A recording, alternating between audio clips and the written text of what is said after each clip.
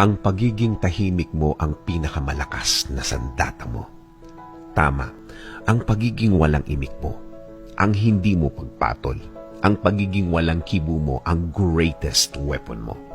Habang patuloy ang pagsira ng ibang tao sa'yo, akala nila mahina ka, akala nila wala kang kalaban-laban, akala nila para kang hangin lang. Kahit naman ang hangin kapag naipon, nagiging bagyo. Pero ang naipon mong lakas, sa iba mo gamitin. Gamitin mo ang naipon mong lakas sa diretsyong gawa, diretsyong trabaho. Yung nakafocus ka lang sa gagawin mo, yung nakatuon ka lang sa gusto mong plano na matagal nyo nang nabuo ng Diyos. Ayaw din kasi niyang nawawala ka sa focus.